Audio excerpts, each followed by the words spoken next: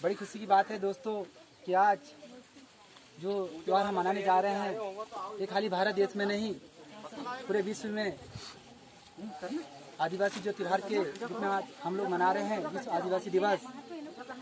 आज सब मिलकर हम लोग जो बीड़ा उठाया है पड़ापेन थाना में रेलवे स्टेशन बर्लीपार में, यहाँ की जो समिति को बहुत बहुत धन्यवाद जिस कार्यक्रम में सभी को आमंत्रित किया और ये पर्व को बड़ी धूमधाम से मना रहे हैं। ध्यान देंगे साथियों, आज जो त्यौहार है ये त्यौहार ऐसा त्यौहार है जिसमें हमें हमारे हक और अधिकार की बात जो संविधान के तहत हमें जो मिला है वो चीज़ को पुण्य जान पा रहे हैं कि हमारे वास्तव में संविधान के तहत हमको क्या मिला है। आज जो त्यौहार है हमारा विश्व आदिवासी दिवस है और विश्व मनाया जा रहा है, इस वजह से इसका विश्व आदिवासी दिवस है। यदि वास्तव में यदि भारत से ये त्यौहार यदि ताल्लुकात रखता इसमें विश्व नहीं जुड़ता।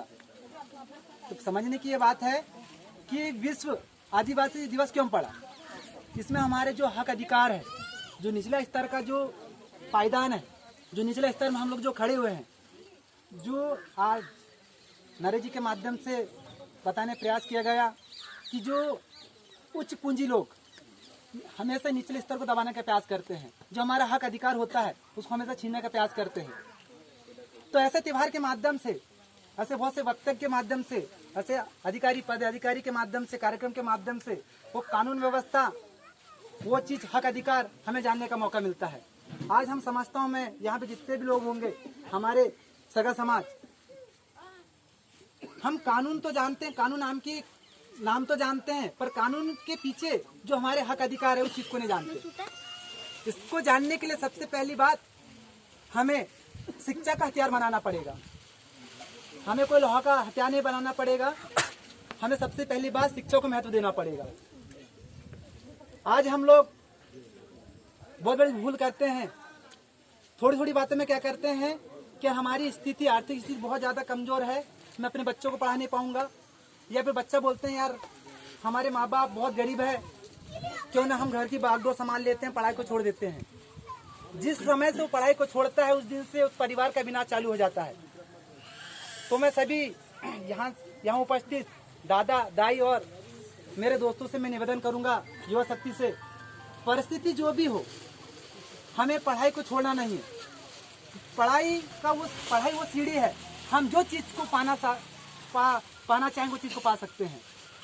यदि जितने भाई और बहन हमारे उपस्थित है, यदि जिस दिन हम लोग शिक्षा को यदि महत्व दे देंगे वो दिन भी दूर नहीं जो आज कानून व्यवस्था से लेकर, न्याय व्यवस्था से लेकर जो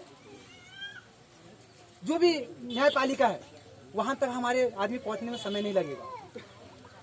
तो बार बार मैं गुजारिश करूंगा सभी से कि आप जो सामाजिक संगठन हमारे बीच में काम कर रहे हैं, मैं राजनीतिक संगठन की बात नहीं करूंगा, सामाजिक संगठन आज हमारे समाज की हर एक दुख दर्द को आपके सामने रखने का प्रयास कर रहे हैं, समझाने का प्रयास कर रहे हैं। ऐसे बहुत से मूवमेंट के लोग, हमारे नरे भाई जैसे और भी बहुत से लोग हैं जो निचले स्तर के जो हमारे हक अधिकार की बात को ऊपर ले जाने का काम कर रहे हैं। और जब जब हमारे साथी लोग आवाज उठाने का प्रयास करते हैं, बड़ी जो ताकतें हैं, तथाकथित जो लोग हैं, वो लोग उनको दबाने का प्रयास करते हैं। वो खाली आप और हमारा सहयोग के माध्यम से वहां पहुंचने का काम करते हैं। जब हमारे सहयोग की जरूरत उन लोगों को पड़ती है, जब हमारा समाज पीछे की ओर भागने का काम करता है। तो साथियों, मैं बार बार आपसे निवेदन करूंगा, जो भी समाज के संगठन हो या जो भी हमारे क्रांतिकारी युवा साथी हो, जब भी समाज के संबंध में आवाज उठाने का काम करते हैं, काम करने का काम करते हैं, भेड़ उठाने का काम करते हैं, तो उनके साथ हमको कदम से कदम बढ़ाने की जरूरत है। वो धर्म रीति रिवाज की बात क्यों ना हो, हमारे हक अधिकार, जल जंगल जमीन वन अधिकार कानून की बात क्यों ना हो। आज हमारा जो समाज है इतना भोला भाला समाज है, जो जैसा बोलता वैसा भागता है, पर कभी चिंतन मनन नहीं करता है कि वास्तव में सही है क्या है, गलत क्या है। दोस्त और दुश्मन की परख हमारे समाज में नहीं है। पहली बात तो ये चीज है। और हमारे पास भीड़ तो है पर एकता नहीं है, एकता नहीं है। हमें किसी का, किसी धर्म, भाषा, संस्कृति से हमें मतलब बुराई वहां से हमको निकालना नहीं है। जो जैसा है वैसा ठीक है। हमें अपने आप को देखना है कि हमारी धर्म संस्कृतियों को हम किस प्रकार बचाएं। यदि गांव मोहल्ले क्षेत्र में यदि हमारा कोई आदिवासी भाई या कोई भी समाज का बंदा यदि दुखी है, प्रताड़ित है, उसको समझने का प्रयास करो। कोशिश करो कि वास्तव में उसके साथ क्या हो रहा है और क्या चीज की जरूरत है। जिस चीज की जरूरत हो हमें सब इकट्ठा होकर उस चीज को सॉल्यूशन निकालने और साथ देने की जरूरत है। आज हम बड़ी बड़ी बात कर देते हैं, ऐसा ऐसा मूवमेंट जोड़कर से भीड़ जोड़कर अपन ऐसा कर लेंगे वैसा कर लेंगे, पर जब नौबत आती है यदि कानून व्यवस्था के माध्यम से यदि कोई प्रताड़ित हो, हम यहाँ पे हैं, या फिर तथाकथित लोग जो पूंजीपति लोग के माध्यम से या फिर उच्च वर्ग का व्यक्ति के माध्यम से यदि किसी हाथापाई होती है, झगड़ा झांसी होती है, तो अपन क्या बोलते हैं, रहने दो, अपन का क्या लेना देना यार, ये छोड़ के उसका क्या लफड़ा क्या साल बीच में जाएंगे तो अपन घसीटे जाएंगे। ऐसी बात नहीं है। वहां जाके देखो परिस्थिति क्या है, किस वजह से परिस्थिति सामने आई है।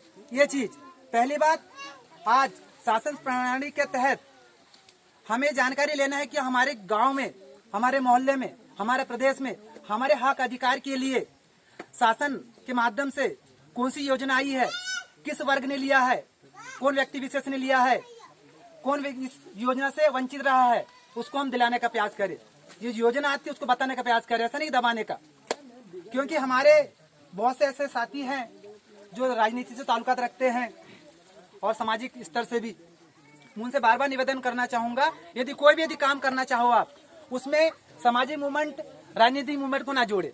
आप अपना सामाजिक स्तर से एक इंसानियत के नाते सोचकर समझकर उस काम को अंजाम देने का प्रयास करें। इसलिए बार बार मैं कहूंगा साथियों कि आप जिस प्रकार भीड़ में हो, एक ताकत हो, वैसे एक मुट्ठी के बराबर आ जाओ, मुट्ठी बांधकर एक जय हो जाओ जब तुम्हारा बेड़ा पार होगा।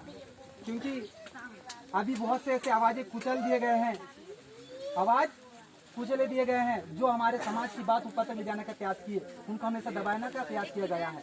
यदि आप और हम एक नहीं हुए, वो दिन दूर नहीं है जिस गर्व के साथ आज आदिवासी दिवस मना रहे हैं अपन लोग, आपको आदिवासी कौन वो भी जमाना भूल जाएगा। इसे मैं बार बार कहूंगा, अपनी धर्म भाषा शैली को सजो रखने के लिए ऐसे जो कार्यक्रम होते हैं इसमें आपको उठक बैठक करना है, जो अपनी बात रखना है, सिस्टम ढंग से अपनी बात रख सकते हो, सोच सकते हो, समझ सकते हो और एक दूसरे को सहयोग सपोर्ट कर सकते हो। अभी देख रहे तो बड़ा कार्यक्रम हो रहा है, पर हमारे ऐसे बहुत से जो साथी जो जिसको आज यहाँ पे हम होना था, जो यहाँ का प्रतिनिधित्व निभाते हैं, जो हम उनको हमने सुन के लाए हैं, उन लोगों का सहयोग सारा दिख रहा है आप लोग को। आप और हम ही हैं बस भीड़। वो भले किस पार्टी से ताल्लुका रखते, उनने क्या जोड़ दिया इसमें, ऐसे त्योहार पार्टी जोड़ दिए। ये पार्टी का तात्पर्य नहीं है, ये हमारे सामाजिक त्योहार है। हर कैटेगरी का बंदा, हर वर्ग का, हर अधिकारी का बंदा यहाँ पे आकर त्योहार को मना सकते हैं। आज इस त्योहार को हम अच्छे से धूमधड़ाका से मनाते हैं और जो हमारे अधिकारी पदाधिकारीगण, हमारे जो संगठन के लोग और भी आते, पर सभी लोग जानते हैं कोरोना जो महामारी चली है, इसको देखते हुए हम संविधान को मानने वाले व्यक्ति हैं। हम ये चाहते हैं कि हम संविधान को पूजने वाले व्यक्ति संविधान को उल्लंघन करे, कानून का उल्लंघन करे। जितना हो सके हम लोगों ने क्या किया, संविधान के नियम कानून को मद्देनजर रखते हुए, सिस्टम को ध्यान देते हुए अनुशासन में रहकर और काम और पूजा को सफल बनाने का प्रयास किए। तो इसी के साथ साथियों में बार बार कहूँगा कि आप कुछ करे ना करे, अपने शिक्षा को मजबूत करें और ज़्यादा पूजा पाठ, गाना बजाना, ढोल धमाका, इस पर ज़्यादा ध्यान ना दे। अपनी जो संस्कृति है उसको तो बचाए रखना है, ध्यान तो देना है, पर अधिकांश समय अपना काम और पढ़ाई पे विषय का फोकस करना है। जिस दिन आपने अपने काम को महत्व दे दिया और पढ़ाई को महत्व दे दिया, उस दिन हमारे आदिवासी समाज को इतना ज़्यादा समय नहीं लगेगा। यदि आपने पढ़ाई से वंचित रहा तो समझ जाइएगा आप कितना लखपति बन जाइए पैसे से, कहीं ना कहीं कानून से मार खा जाओगे। आप छोटा सा यदि वकील के पास चले जाइए या छोटा सा सरपंच पास, सचिव पास चल जाइए, आप कोई यदि आपका हक अधिकार का जो कहना चाहिए क्या योजना है उसका लाभ लेने जाओगे तो वहाँ आपको 1000 प्रकार की बहाना मारकर आपको बोल देंगे ऐसा भी, ऐसा नहीं, ऐसा है।